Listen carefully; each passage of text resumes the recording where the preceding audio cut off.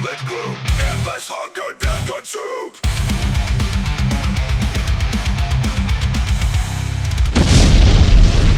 Greetings and welcome back to the Tournament of the Living Dead. I am your ray of sunshine, Flesh Wound Dan, joined by producer Todd. Good evening. And the new biggest Return of the Living Dead fan in the world, Pugs Dread. Fuck Dan. Voted, but it didn't vote it out last time. Just You don't get what you want, cocksucker. damn. And zombie expert Chris McGibbon. And hello, and as an actual cocksucker, Pugs, I hate that you said that. Don't lump Dan in with us, okay? Gotcha. All of this hate. All of this. You bring it out. Anyways, Not even 3 minutes in. yeah. Well, yeah. After last episode, it's all downhill from here. So, Pugs, let them know how this tournament works.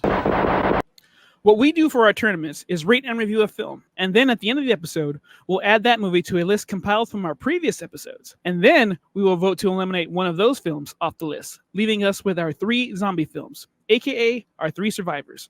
Then those 3 final survivors will go up against a new zombie film every episode until we reach day 13. And when we get to that point, we will pick one of the 3 survivors as our Tournament of the Living Dead champion. So now that that's out of the way, Todd, tell us our previous eliminations and whatever the hell else is on the menu.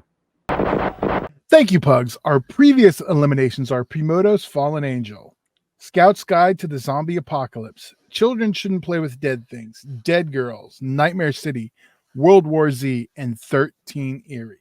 Our survivors are Lucio Fulci Zombie, Return of the Living Dead, Bio Zombie, and entering the tournament, Living Dead at Manchester Morgue. Dan, why don't you tell us about it? All right, from 1974 and director Jorge Grau, we have Living Dead at Manchester Morgue, aka Let Sleeping Corpses Lie, aka Breakfast at Manchester Morgue, aka Don't Open the Window, and aka my favorite title, I think, Profane or Don't Profane the Sleep of the Dead. So, however you know it, the film is follows a strange twist of fate brings 2 young travelers, George and Edna, to a small town where an experimental agricultural machine may be bringing the dead back to life. As zombies infest the area and attack the living, a bullheaded detective thinks the couple are Satanists responsible for the local killings. George and Edna have to fight for their lives and prove their innocence as they try and stop the impending zombie apocalypse. So, yeah, however you know it, lots of titles on this one. It is an Italian-Spanish co-production shot in the UK. Real quick before I tag out, because there's a lot of... If you're unfamiliar with Jorge Grau, not a lot of horror genre work, but I do highly recommend Blood Ceremony, which is where you'll find it on Blu-ray now, also known as The Legend of Blood Castle. That is a fantastic fucking horror movie based on the Elizabeth Bathory story, and I think people should see it. Not a lot of other genre work, but Jorge Grau is a legend. This is also number 59 on the Video Nasty list, and I'm really curious. Hot tag to whoever wants to go first, because I've got a lot to say. Go for it, Mr. Chris. Sure. I like this one a lot. I think it's the second in color flesh-eating zombie movie. Children Shouldn't Play with Dead Things. I meant to say that in that episode was actually the first color zombie movie where the zombies ate flesh. This was number 2. And it's an atmospheric little piece. It has some really creative ideas with the zombies, because this was still something that the filmmakers and creators were kind of grasping onto when they were all just sort of trying to rip off Night of the Living Dead. And both of those films, Children Should Play Dead Things, and the creators candidly said in interviews, we saw it, we were like, okay, now how do we rip this off? And that's pretty much what they both did. And everything down to the lead zombie in the film looking and acting very similar to Bill Heinzman and pursuing our heroine in the car.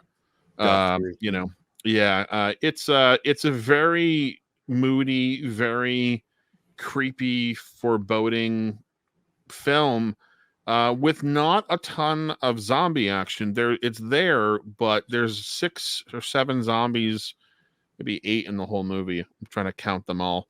And that it doesn't, you're not going to get a horde of zombies or, anything like that. They do have a couple of scenes, a siege scene where the couple is trapped in the caretaker's house with the zombies outside, using tombstones to break the door down. So these fuckers are super strong on top of intelligent, on top of just being very, very hungry, apparently. And then there's a scene at the hospital where, again, it's like it's weird. It was almost like they had a quota: no more than 3 zombies on the screen at once, because there was just always 3 in one scene if they were together, and there was never more than that, which I thought was a little quality strange. over quantity. Hell yeah. True. I mean, but I still enjoyed this, and it was weird because I first heard about this back in the day, when Anchor Bay put out the VHS and the tin DVD and everything like that. Yep.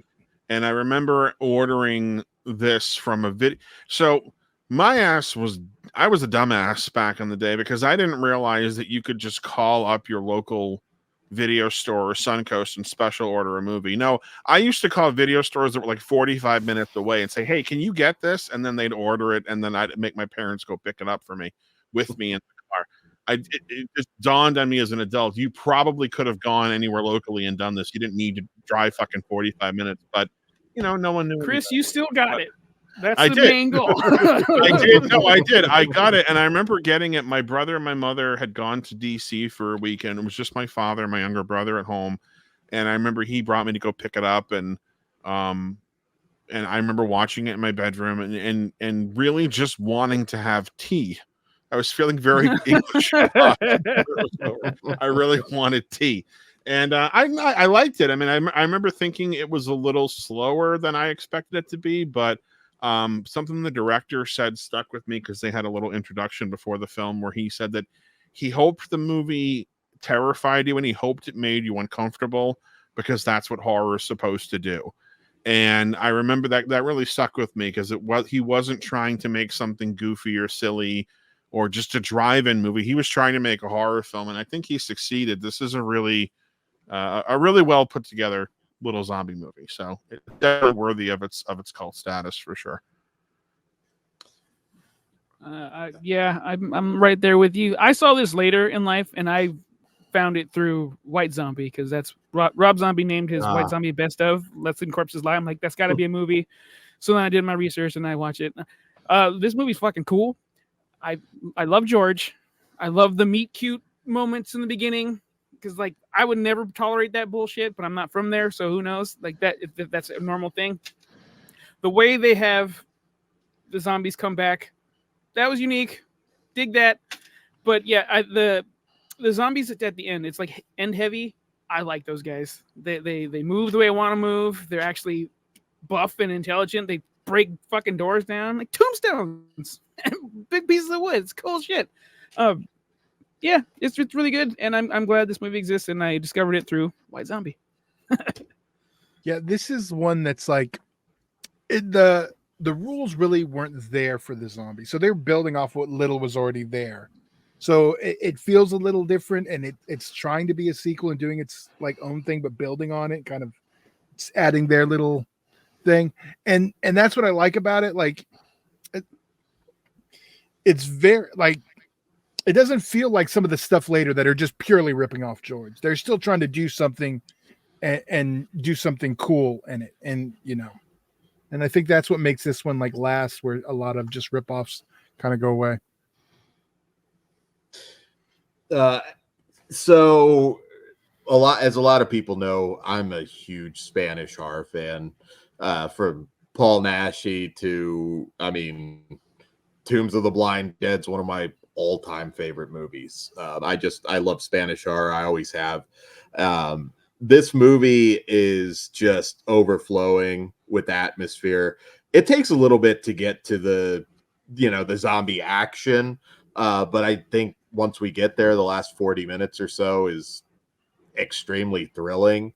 I love Ray Lovelock. I think he's just absolutely fantastic in this movie, as he is in most things. I mean, Violent 4, Murder Rock, Almost Human, even trash like Last House on the Beach, which I know is a Todd favorite.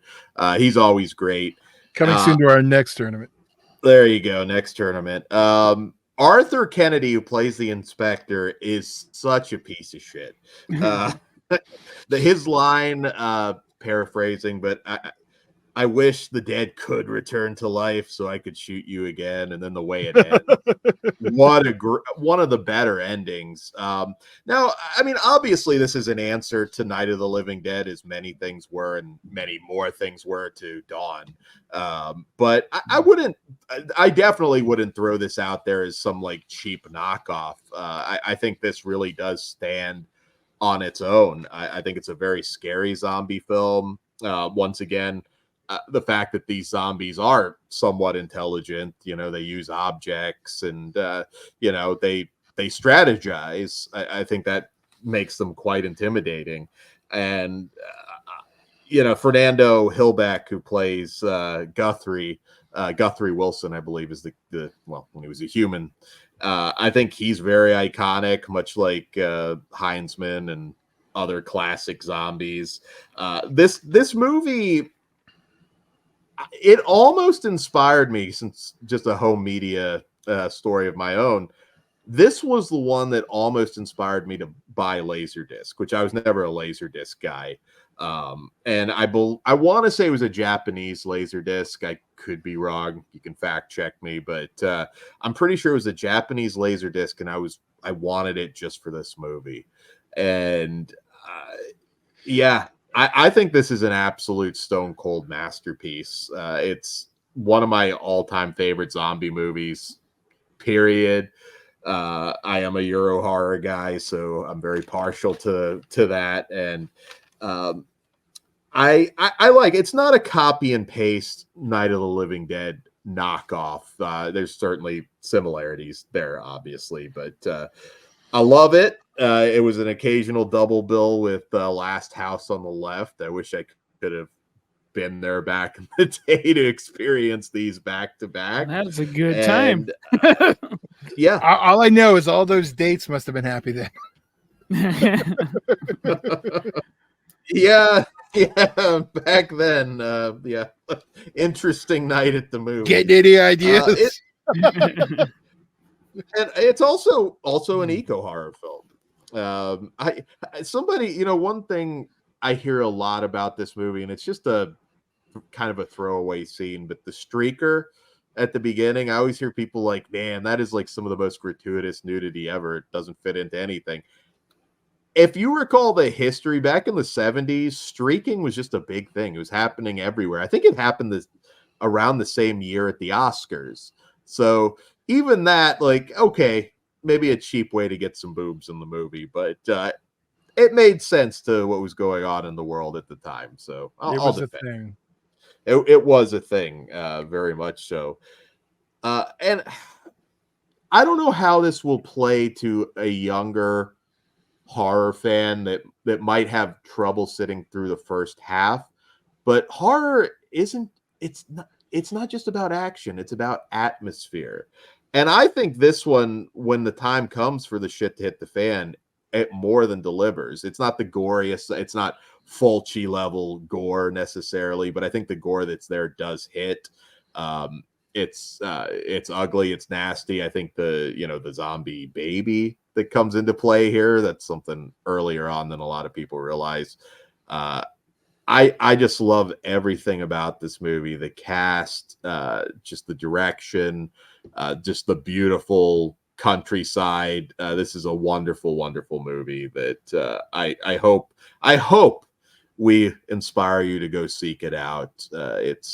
Check out the Synapse release. There's no 4K, but the Blu-ray is damn near 4K quality, so I have no complaints. It's also streaming on Shudder, and there's also a Joe Bob Yes. episode. And if you're curious, Dan, I do remember it being well received when it aired last season.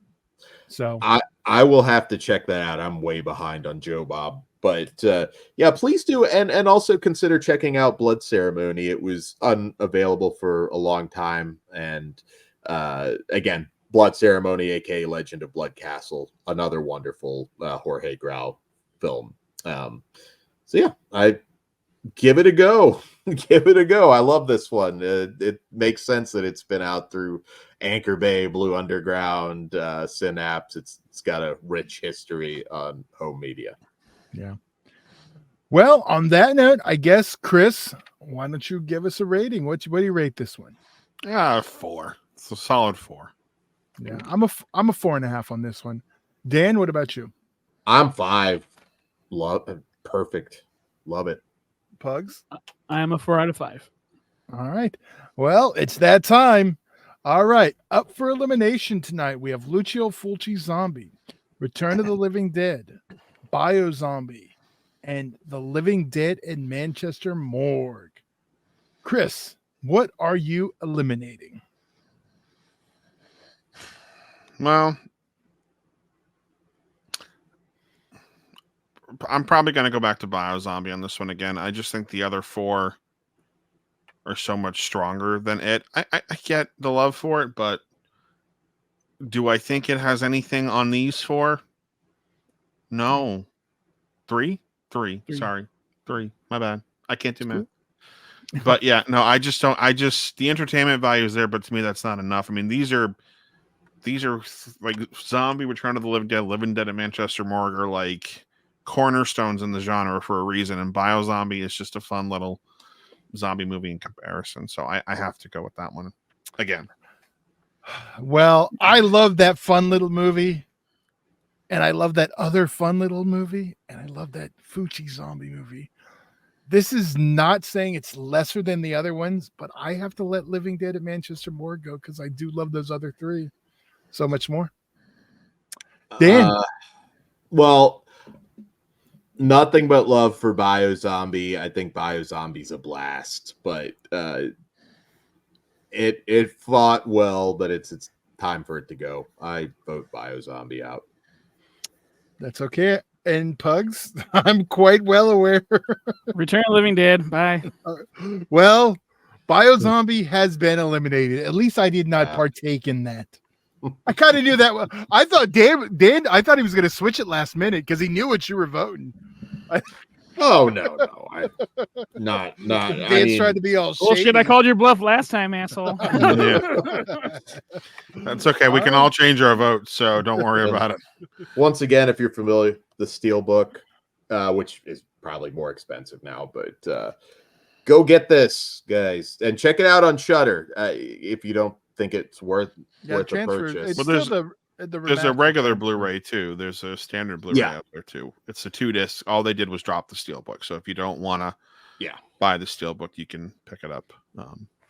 Anyway. Too late. I already got the Steelbook. So. Please do, guys. Check it out. Let us know what you think of this movie, and dive into Jorge Grau's stuff and Ray Lovelock across genres. I mean, there's a lot of wonderful. I just couldn't vote out Biozombie. That was my only reason. I get it. I think I'm happy with how long Biozombie has lasted because it stayed in there with some heavy hitters. Dead Girl should have been in there, but no, you lost what I would have fought for, so that's probably a good thing. You know what? Sometimes you didn't vote for it, Todd. You don't get to say that. All right. All right, guys. Well, on that note, Dan, say good night. Good night, and we love you. All right, money's on the dresser. Chris? Adios, amigos. I'll see you in Disneyland.